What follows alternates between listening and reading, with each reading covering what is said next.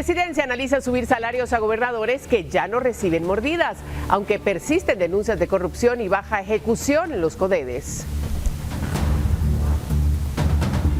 Gobierno lanza nueva ofensiva contra el lavado de dinero, envía al Congreso una propuesta de ley y advierte que si no se aprueba, Guatemala podría quedar en la lista gris internacional. Los dos sujetos que observa en la motocicleta, uno de amarillo que es el conductor, son los responsables de emboscar al médico José Sánchez Arenales. Un médico fue asesinado a balazos al llegar a su clínica en la zona 7 capitalina. Cámaras captaron a los sicarios que lo esperaban y su muerte ha causado conmoción en el gremio médico. Se declara con lugar la revisión de la medida de coerción instada por el señor Edgar Arnoldo Medrano Menéndez, arresto domiciliario en su residencia, pudiendo movilizarse en el territorio nacional. Sala de Apelaciones libera a Arnoldo Medrano, ex jefe edil de Chinautla, tras 8 años preso por lavado y fraude. Cumplirá el resto de su condena en casa, pese a sentencia de 29 años. ¿Qué vas a querer hoy? Marihuana para fumar, brownie, LSD, cartuchos de wax, perico, tachas, colmillo. Hoy tengo de todo, mano. Carteles y pandillas reinventan el narcomenudeo. Ahora las drogas se venden a la carta con un clic y llegan hasta las escuelas. Descubra cómo la tecnología y el crimen organizado transforma el tráfico de drogas en Guatemala esta noche.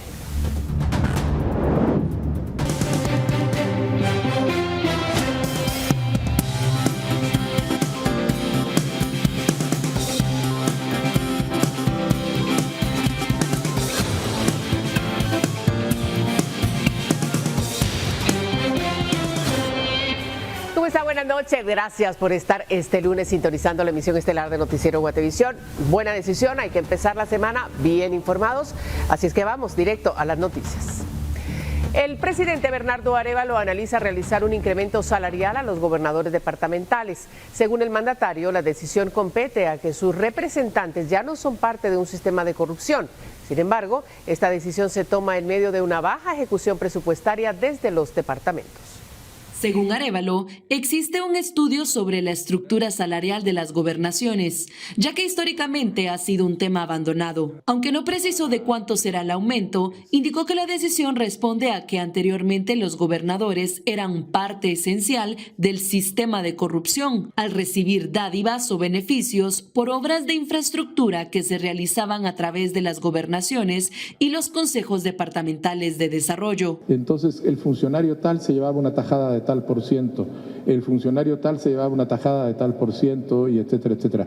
Claro, en esas condiciones usted hasta podría decir, yo trabajo de gratis mientras me den siempre una tajada. Bueno, se acabaron las tajadas, se acabaron las mordidas. Sin dar mayor detalles, la presidencia informó que aún reciben denuncias sobre actores que continúan solicitando beneficios e incluso ya se ha destituido a algunos servidores públicos. Este año los CODEDES recibieron aportes extraordinarios que suman más de 12,000 millones de quetzales para la ejecución de obras comunitarias. Sin embargo, hasta la semana pasada, la ejecución presupuestaria no superaba el 17%. ¿Y cuánto gana un gobernador? Aunque según el artículo 10 de la Ley de Acceso a la Información Pública, las dependencias del Estado deben mantener actualizada y disponible en todo momento la información como la nómina salarial de sus empleados, no todas las gobernaciones departamentales lo cumplen. Pero este es el salario actual de los gobernadores según la última planilla disponible. Mauricio Benard, gobernador de Guatemala, gana 20,611 quetzales. María Angelina Aspuac, de Zacatepeques, 15,298. María del Tránsito Calán, de Chimaltenango, 18,916. Mayra Leticia López, de Quetzaltenango, 18,916. Edgar Tuy, de Sololá, 18,916. Delfina García Reyes, de Totonicapán, 15,916. Rolando López Crisóstomo, de San Marcos, 16,591. María Enríquez, de Suchitepeques, no tiene información disponible en su página. Fernando Antonio Mazariegos, de Retaluleu, 18,916. Vivian Mayorga de Escuintla, 19.291. Alan Javier Melgar de Santa Rosa, 15.916. Diana María Herrera de Jutiapa, 18.916. En el caso de la gobernadora de Jalapa, el salario está oculto desde enero de este año. Su antecesora sí lo tenía público y era de 17.691 quetzales. Luis Alberto Compa de Chiquimula, 16.291. Francisco Arturo Echeverría de Zacapa, 18.916. Carlos Tenas de Izabal, 19.291. Carol Paredes Zacarías, gobernadora del Progreso, 19.291. Maynor Chen Cujá, de Baja Verapaz, 18.916. Dilia Margarita Cocoy, de Alta Verapaz, oculta su salario, pese a que el gobernador designado por Alejandro Yamatei sí publicaba las nóminas. El gobernador de Quiché, Hermán Carlos Ríos, no tiene información pública en su página. Elsa Hernández Méndez, de Huehuetenango, 19.291. Y Mauricio Acevedo de Petén, 18.916. Con imágenes de Daniel Samayoa para Noticiero Guatevisión, reportó Leslie Sánchez. Y el Ejecutivo entregó al Congreso una ley con la que buscan un marco normativo en contra del lavado de dinero. La propuesta se suma a una serie de iniciativas impulsadas por el gobierno que a la fecha aún no han sido aprobadas. La presidencia envió al Congreso una propuesta de ley que busca combatir el lavado de dinero. La iniciativa, identificada con el número 6593, propone establecer una definición clara de las personas o empresas obligadas a reportar transacciones sospechosas, explicó el presidente Bernardo Arévalo. Agregó que, de no ser aprobada, el país podría ser incluido en una lista gris. ¿Qué quiere decir esto? Quiere decir que nuestros bancos serían mirados con sospecha en el exterior por no cumplir nuestras obligaciones en prevención de lavado de dinero, que es un tema que nos preocupa, vale la pena decir, no únicamente a nosotros, sino que es una ocupación central internacional. Según la propuesta, las personas obligadas a reportar transacciones deberán contar con un programa que evite que sus negocios sean utilizados para lavar dinero o financiar el terrorismo. La iniciativa se suma a otras que el Ejecutivo ha presentado al Congreso, pero que no han sido aprobadas. El mandatario aseguró que sostendrán acercamientos con las bancadas para conseguir apoyo. Alrededor de esta iniciativa, se ha presentado el día de hoy, ha habido conversaciones informales y ahora habrá presentaciones formales y discusiones formales en las comisiones y con las bancadas para poder discutir cualquier duda que exista sobre el particular. La propuesta fue incluida en la agenda de este martes para su lectura en el Congreso y será enviada a comisión para obtener un dictamen o realizar modificaciones, según lo consideren los diputados. Con imágenes de Daniel Samayoa para Noticiero Guatevisión, reportó Leslie Sánchez. Mire, los diputados sesionaron 2 veces este martes, en la última semana previo a que regresen del primer receso del año. La comisión permanente convocó a los diputados para las 11 de la mañana y para la 1 de la tarde. Primero para avanzar con interpelaciones y luego con una agenda en la que, según los acuerdos, podrían elegirse los 2 directores ante la Superintendencia de Competencia, que ha tenido retraso, sumado a la intención de prorrogar, por lo menos hasta septiembre, el pago del impuesto sobre la circulación de vehículos, como se hizo el año pasado. Además, se pretende leer varias iniciativas para que vayan a comisión y reciban dictamen, como la propuesta para regular manifestaciones, así como la que busca dar un aporte mensual por 3 años a los expatrulleros de autodefensa civil, entre otras propuestas. Y 17 de los 18 miembros de la Comisión de Reformas al Sector Justicia presentaron una iniciativa para crear la ley orgánica de la Procuraduría General de la Nación, ya que actualmente carece de una legislación propia. La propuesta fue presentada ante la comisión hace meses por parte de las actuales autoridades de la PGN, que funciona como el abogado del Estado en temas legales. En su momento, la PGN y el Ministerio Público se encontraban bajo la misma dirección, pero en 1994 se les separó, pero no se creó una ley específica para la PGN. La propuesta que ahora se busca aprobar estaría basada en aspectos como estructura, modernización, carrera administrativa, atención de grupos vulnerables y representación del Estado. Ya presentamos como iniciativa de ley una nueva ley orgánica de la Procuraduría General de la Nación. que es una iniciativa que se trabajó desde la PGN, y no solo en este periodo de la PGN, sino en periodos anteriores que han venido construyendo esa iniciativa. Y el día de hoy, 17 de 18 miembros de la comisión la hemos firmado como iniciativa propia de la comisión y ha sido entregado a dirección legislativa. Y ahora lo que nos toca es ya darle el inicio a la discusión formal de la iniciativa. Y la Dirección de Recursos Humanos del Congreso dio a conocer que han recibido por lo menos 5 reportes de trabajadores que solo llegan a marcar, pero luego se retiran. Durante una situación con el subjefe del bloque Voz, se manifestó sobre estos casos que han sido detectados por los mismos diputados y que según la Dirección de Recursos Humanos ya se remitieron dichos reportes al régimen disciplinario para que se investiguen. Actualmente los trabajadores del Congreso están normados por la Ley de Servicio Civil del organismo legislativo que regula sanciones dependiendo del nivel de gravedad de la falta. Además, se dio a conocer que solo en lo que va del año se han erogado más de 400 millones de quetzales en salarios del personal bajo el renglón 0. Como que van al gimnasio, no sé, pero se vienen a marcar, suben a su carro y se van. No creo que vengan a hacer ninguna acción de trabajo, porque si uno viene con tenis, pants y sudadero es porque no sé si ya tenemos una unidad de deportes o algo así aquí en el Congreso. Quiero comentarle que yo sí soy testigo de que está ocurriendo eso.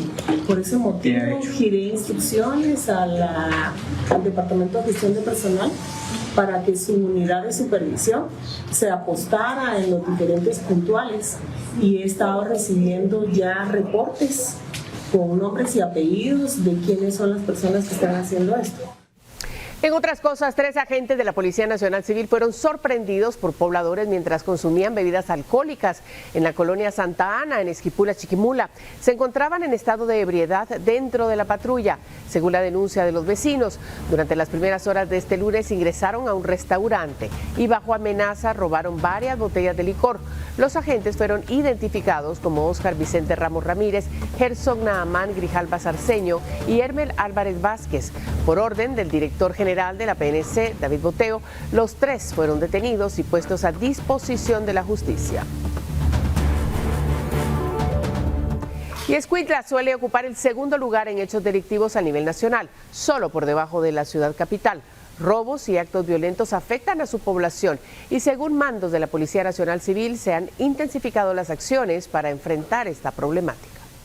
Con el objetivo de retomar el control en el departamento de Escuintla, la Policía Nacional Civil desarrolla al menos 20 planes enfocados a contrarrestar hechos negativos, como el robo de vehículos, sicariato, extorsiones, robo de mercadería y asalto en buses. Los resultados que tenemos de enero hasta la fecha y son 1.589 capturas en lo que va del año. Por orden judicial tenemos 243 capturas, detenidos por portación ilegal de arma de fuego tenemos 75, personas que se dedican al robo de combustible, mercadería y asaltando buses hemos capturado 14 personas. Por el hurto y robo de vehículos de 2 y 4 ruedas tenemos 34 personas detenidas, armas incautadas tenemos 134 y vehículos recuperados de 2 y 4 ruedas tenemos 137. Hemos realizado 175 allanamientos, 17 requisas. Lo que resalta la PNC es la importancia de la cultura de denuncia por parte de la población. Esto para reaccionar de forma oportuna, es por ello que informan de los números a los cuales la población puede hacer denuncias. Gracias a la denuncia ciudadana siempre de la población, la gente honrada que día a día sufre los temas de delincuencia y gracias a Dios han confiado en los números telefónicos, por lo cual proporcionaré el de la comisaría 31, que es el 5551-3921 y el 110, que es nuestra línea telefónica de emergencias. También tenemos el número de anticorrupción, es el 1531. Si usted es víctima de cualquier mala práctica policial, llame al 1531. Seguimos trabajando y lo que esperamos es que usted denuncie día a día para poner tras las rejas a los delincuentes. Para Guatevisión, Carlos Paredes. Y con sus uniformes sobre el féretro fueron inhumados los estudiantes atacados a balazos en el Parque Central de Flores, Costa Cuca. Carlos Miguel Temá y Melvin Castellanos, ambos de 14 años, fueron despedidos por sus compañeros del Instituto Básico por Cooperativa Quejel, Eugenio Langeru García, el domingo. tras ser asesinados junto con Saúl López, de 19 años. Según las autoridades, la principal línea de investigación apunta a una disputa entre pandilleros que operan en el área costera de Quetzaltenango. Y el Ministerio Público realizó un allanamiento en la vivienda de la menor de 12 años, señalada de haber atacado con cuchillos a su maestro, Pedro Enrique Herrera Tello, de 70 años. Durante la diligencia fueron localizados 6 cuchillos ocultos dentro de un poncho. También fueron decomisados documentos y teléfonos celulares que podrían aportar información clave para esclarecer el caso que ha causado conmoción en la población de Huehuetenango. Las autoridades continúan con las investigaciones para determinar el motivo que llevó a la menor a cometer la agresión. Vamos a otro tema. El viceministro de Educación actualizó la información sobre la situación del Instituto de Huehuetenango, donde este profesor del que hemos hablado fue apuñalado. Las autoridades aseguraron que no se retomarán las clases hasta que se realice una investigación psicológica en toda la comunidad educativa. En realidad, en estos casos lo que se requiere es una intervención de especialistas en el campo de la psicología y la recuperación socioemocional para lograr generar un ambiente apropiado y que la escuela pueda retornar a la normalidad. El instituto, en este caso, a retornar a la normalidad. ¿Cuándo consideran ustedes que ya se podrían retornar, digamos? Bueno, estimamos que en el transcurso del mes de agosto, puede ser que en 2 o en 3 semanas, las cosas van a ir mejorando, pero sí es un proceso un poco más largo que eso.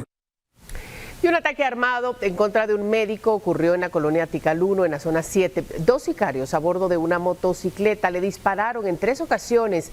En una cámara de vigilancia quedó grabado el momento en que los sicarios esperaban a su víctima. José Antonio Sánchez Arenales, de 50 años, se dirigía hacia su clínica en la 30 Avenida y Sexta Calle de la zona 7 en la colonia Tikal. Sin embargo, fue atacado por sicarios que lo esperaban. Este momento quedó grabado en cámaras de seguridad y ahora el Ministerio Público investiga el móvil del crimen. Eran alrededor de las 6 de la mañana y el doctor José Antonio Sánchez Arenales estaba por llegar a su clínica ubicada en la colonia Tikal 1, en la zona 7 capitalina. 2 hombres a bordo de una motocicleta le esperaban al final de la 30 Avenida B y Sexta Calle, en donde usualmente estacionaba su vehículo, y le dispararon en 3 ocasiones. El momento en que los sicarios esperaron al médico quedó grabado en video y se viralizó en las redes sociales. En él se observa que uno de los asesinos viste un sudadero amarillo y maneja una moto negra, mientras que el otro usa un sudadero con capuchón negro. Y según testigos, merodearon por varios minutos antes de cometer el crimen. Los disparos en contra de Sánchez Arenales fueron fatales, y a pesar de los esfuerzos de bomberos municipales, quedó fallecido dentro del carro. El crimen de José Antonio Sánchez causó indignación entre los médicos que lo conocieron, quienes exigieron que se esclarezca lo ocurrido. Por medio de varios comunicados fue como mostraron su pesar y pidieron justicia. En un mensaje compartido por uno de sus conocidos y quien lamentó el hecho, se lee que el doctor José Antonio Sánchez tuvo sus inicios en la colonia 1 de Julio, en donde perteneció al grupo Scout 51. Luego empezó sus estudios en la Universidad de San Carlos de Guatemala como médico y cirujano, especializándose en diabetes, sobre todo en el trato de casos de extremidades inferiores. Hasta el momento, el Ministerio Público no ha dado a conocer alguna hipótesis del móvil del crimen. Con imágenes de Emilio Chan, reportó para Noticiero Guatevisión, Lourdes Arana. Y más noticias. El comisionado presidencial contra la corrupción, Julio Flores, señaló al Ministerio Público por archivar una denuncia interpuesta el año pasado sobre una supuesta red de trata de personas que habría operado en las instalaciones del Ministerio de Comunicaciones. Este hecho habría ocurrido durante el gobierno anterior y, según fuentes, involucraba a mujeres contratadas dentro de la cartera para brindar servicios sexuales. El caso se conoció en mayo del 2024, después de la destitución de Jazmín de la Vega como ministra del CIF. La exministra aclaró que no fue ella quien interpuso la denuncia, aunque en su momento fue llamada a declarar ante la Fiscalía. Aseguró no haber tenido más información del caso. Según declaraciones a Guatevisión sobre este caso, el Ministerio Público aseguró que las declaraciones del comisionado son falsas, pues sí existe una investigación de oficio, la cual ha permitido detectar irregularidades en la contratación de personal que laboró en ese ministerio. La información que tenemos es de que efectivamente presentó una denuncia, sin embargo, en la tendencia que se ha convertido normal dentro del Ministerio Público, fue archivada la misma. Y una sala de apelaciones benefició a Arnoldo Medrano, exalcalde de Chinautla, con arresto domiciliario, lo que le permitirá salir de prisión. Medrano estaba en la cárcel al ser condenado en el 2020 por el caso Negocio de Familia. La permanencia en prisión preventiva durante 8 años sin sentencia firme constituye una grave violación a los principios constitucionales y convencionales del debido proceso, el plazo razonable y la presunción de inocencia. Este es uno de los argumentos que dieron los magistrados de la Sala Segunda de mayor riesgo durante su resolución, la cual permitió la salida de prisión de Arnoldo Medrano, exalcalde de Chinautla. Medrano fue condenado el 20 de agosto de 2020 a 29 años de prisión por asociación ilícita, lavado de dinero y fraude, en el marco del caso Un Negocio de Familia. Desde entonces estuvo recluido en la cárcel Mariscal Zavala, pero esta no fue la única razón. Otro de los aspectos considerados por los togados fue la edad del exfuncionario y que la sentencia aún no está firme. Aunado a eso, debemos tomar en cuenta que estamos frente a una persona que solicita medidas sustitutivas que está catalogada conforme a la ley como una persona adulto mayor o de la tercera edad. Por lo tanto, nos vemos obligados a aplicar la ley, pues se debe tener presente que existe una ley de la protección de personas de la tercera edad y en la cual se le debe prestar atención a la salud y a un trato conforme a su edad. Según los magistrados, Medrano, de 74 años, no presenta peligro de fuga ni de obstaculización a la averiguación de la verdad, por lo que se le otorgó arresto domiciliario. Además, no podrá salir del país sin autorización judicial y deberá acudir al Ministerio Público una vez al mes para el registro biométrico. El caso Un Negocio de Familia reveló que una estructura criminal habría obtenido 469 millones de quetzales al cooptar la municipalidad de Chinautla. En 2020, Medrano fue condenado junto a otras 13 personas. Sin embargo, el exalcalde aún enfrenta un proceso pendiente por el caso Vivienda Digna, cuyo debate estará a cargo del Tribunal Cuarto de Sentencia Penal. Con imágenes de Carlos Ochoa, informó para Noticiero Guatevisión, Elmer Vargas. Ese día concluyó el debate contra 6 ex trabajadores de la municipalidad de Chinautla señalados en el caso Vivienda Digna. Según la investigación, se desviaron 10 millones de quetzales que estaban destinados a la construcción de viviendas. Una auditoría reveló que los materiales usados no coincidían con los adjudicados en el proyecto. El Ministerio Público pidió penas de entre 4 y 13 años de prisión para Maritza Ortiz, Marlon Alberto Álvarez, Eduardo Adquí Ortiz, Judith Magalí Soc y Katie Carolina Rodríguez Retana, todos acusados de fraude. También solicitó una condena por estafa para Josué Alexander Colindres, vinculado a la entrega de bienes. El tribunal dará a conocer su sentencia el próximo 1 de septiembre. Y José Alfredo Cotzojay y Rolando Enrique Hernández fueron enviados a juicio por el delito de lavado de dinero u otros activos en el caso Industria Militar. Antes de que iniciara el debate, ambos solicitaron acogerse a un procedimiento de aceptación de cargos, condicionado a que se modificara la acusación por el delito de conspiración para cometer lavado de dinero. El Tribunal Sexto de Sentencia Penal resolvió que el cambio de delito no era procedente, aunque sí era viable aceptar los cargos.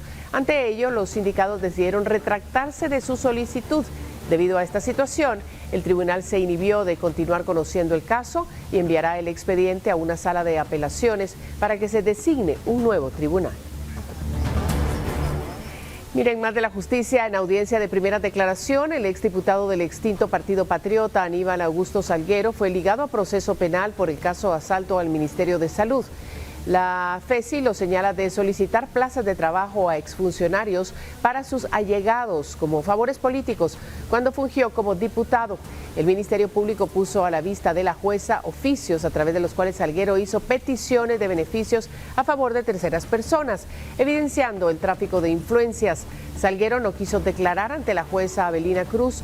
Luego del análisis de los indicios del caso, la juzgadora resolvió ligarlo a proceso penal por tráfico de influencias y le otorgó arresto domiciliario. La próxima audiencia fue programada para el 15 de enero del 2026. Qué bueno que continúa con nosotros porque tenemos un importante tema. Mire, cárteles de narcotráfico y pandillas han unido fuerzas con un objetivo en común: poner las drogas al alcance de un clic. ¿Cómo evolucionaron hasta ofrecerlas a la carta? Se lo revelamos en nuestro reportaje especial. El crimen organizado está evolucionando y tomando diferentes formas. ¿Qué vas a querer hoy? Marihuana para fumar, brownie, tusi, los dulcitos que te gustan, LSD, cartuchos de wax, perico, tachas, colmillo. Hoy tengo de todo, mano. ¿Qué me vas a pedir?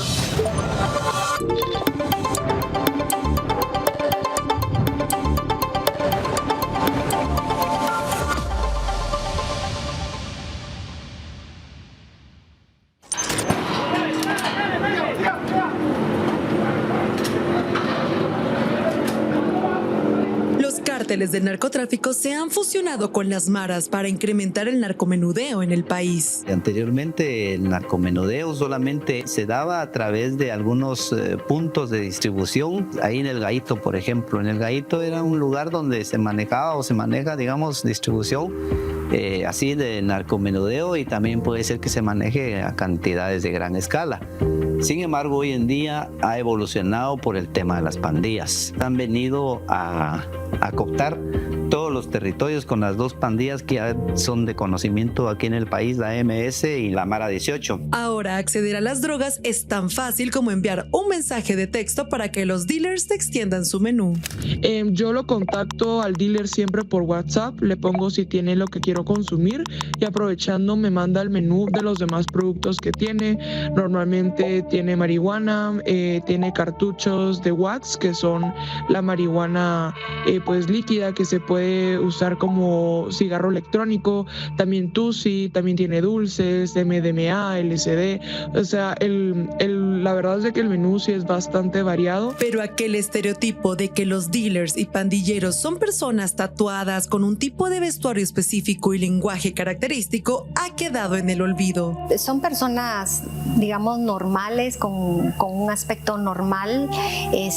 Muchas de ellas se encuentran en lugares quizás muchas veces público, por ejemplo en plazuelas, en plazas, en lugares cercanos a donde hay mucha gente. Estas estructuras se encuentran industrializándose a tal punto que ahora drogas como la marihuana y cocaína ya no tienen su forma natural, sino que vienen en paquetes y formatos que fácilmente se pueden confundir con un inocente dulce, gomita o brownies. Son las bolsitas muy bien presentables, con dibujos, con estampados muy bien hechos. Los brownies, por ejemplo, las gomitas que definitivamente son llamativas para un niño, para un menor de edad. El tusi es un término que le vienen llamando a la famosa cocaína rosa, pero al final es cocaína, pero aquí se le llama tusi. Entonces, como tal, si vemos y vamos al INACIF y pedimos algo que fue identificado como tusi, al ver, digamos, el peritaje que hacen ellos, la prueba científica le va a dar cocaína. Pero esta gran oferta se debe a una gran demanda según los expertos. Esto se demuestra con la identificación de un narcolaboratorio que era exclusivamente para la fabricación de tusi. Durante las diligencias de allanamiento se localizaron 132 canecas que contenían una sustancia y las pruebas de campo preliminares dieron como resultado presuntivo positivo para anfetaminas. Con el tema del narcolaboratorio, pues fue un resultado que se dio en seguimiento de un trabajo en conjunto que se ha tenido con otras instituciones. No se había tenido la ubicación de un narcolaboratorio, este es el primero en este año y en otros años. Habíamos tenido como una pausa, digamos, en las ubicaciones de estos laboratorios. Sin embargo, este es un éxito que nos puede arrojar los avances que estamos teniendo nosotros en el tema del narcotráfico y también en el tema del narcomenudeo. Y para llevar a cabo el narcomenudeo, las mafias están utilizando las tecnologías y redes sociales para lograr persuadir a los más vulnerables. Ellos están haciendo uso de la tecnología a través de redes sociales y su manera de distribuirlo pues es a través de lo que comúnmente se está haciendo ahorita, a través de personas que trabajan en mensajería o entrega de alimentos de comida rápida. Los departamentos que presentan mayor narcomenudeo son Guatemala, Escuintla, Santa Rosa, Suchitepeques, Jutiapa, Chiquimula y Quetzaltenango. Sin embargo, Solís explica cuáles son esos vacíos legales que provocan que muchos distribuidores no sean correctamente procesados. La ley de la narcoactividad únicamente establece narcotráfico en sus diferentes maneras de realizar el narcotráfico, ya sea a través de siembras, comercio, de tráfico, sus diferentes modos de hacerlo. Sin embargo, la legislación no establece la palabra como tal narcomenudeo o microtráfico. Según los datos del Ministerio Público, ¿cómo avanzan estos casos? De los 9.608 delitos por denuncia, los casos se encuentran de la siguiente manera.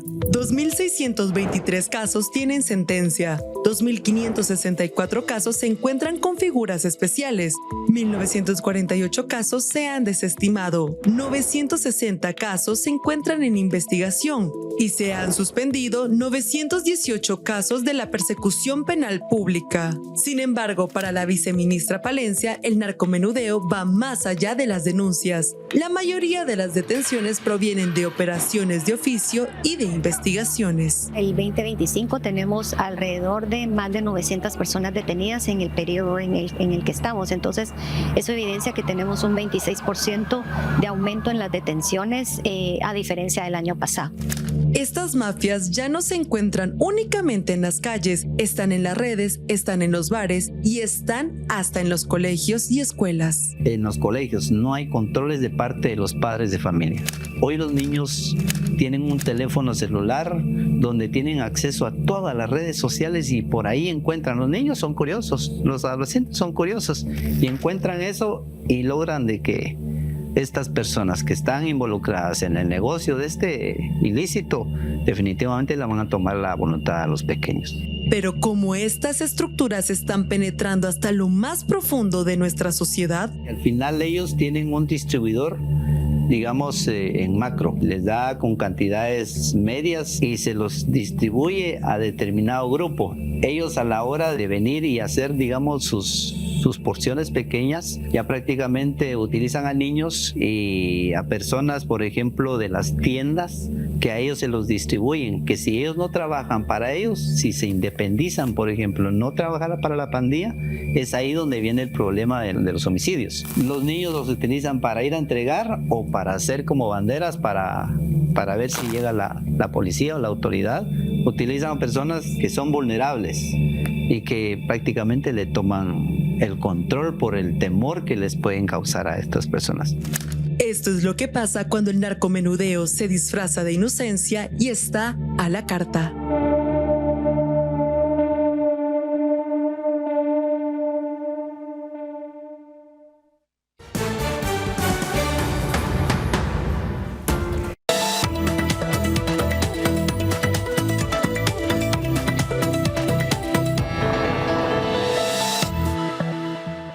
Iniciando la semana también vamos a hablar de dinero. El aplazamiento de pedidos por parte de los compradores estadounidenses derivado de la incertidumbre por los aranceles afecta las ventas de uno de los principales sectores de exportación de Guatemala, el del vestuario y textiles. Carlos Arias, presidente de la Asociación de la Industria del Vestuario y Textiles de Guatemala, explica que debido al aplazamiento de órdenes de pedidos por parte de los compradores estadounidenses, el sector podría perder la venta de la temporada de fin de año y Navidad o que ésta sea muy reducida. Los compradores han postergado sus pedidos a causa de la incertidumbre generada por el plan arancelario del presidente de Estados Unidos, Donald Trump, quien cambia constantemente su decisión respecto de las tasas de aranceles para importar desde distintos países. Guatemala tiene un arancel del 10% en la actualidad, pero los compradores esperan conocer qué porcentaje se impondrán a otros países competidores. El año comenzó con una perspectiva positiva. Se creía que el sector podría crecer 7%, pero cuando surge el tema de los aranceles y comienza la incertidumbre sobre cuál será finalmente la tarifa que tendrá Guatemala, esta perspectiva disminuye. Según Arias, han observado una reducción de órdenes, no porque no necesiten el producto, sino porque no tienen claridad sobre cuánto costará finalmente producirlo en Guatemala o en otros países proveedores. Agregó que ahora están entregando y comenzando a producir los pedidos para la época de fin de año y Navidad. Es una temporada muy importante y la preocupación es que si faltan esas órdenes, será muy difícil recuperarlas dentro del mismo año. La temporada de regreso a clases en Estados Unidos en septiembre es muy importante, pero la Navidad es la época más fuerte del año para sus clientes. Se estima que entre el 30 y 40% de la producción anual se entrega hacia finales de año. Para para el Día de Acción de Gracias, el Black Friday y la Navidad. Las otras temporadas son menores, pero esta es una época complicada para enfrentar tanta incertidumbre. Y es que todo es una cadena. Si una fábrica pierde el 10% de sus órdenes, lo más lógico es que pierda el 10% de su capacidad instalada, lo cual incluye empleos. Con información de Rosa María Bolaños, para Noticiero Guatevisión, Paula Osaet.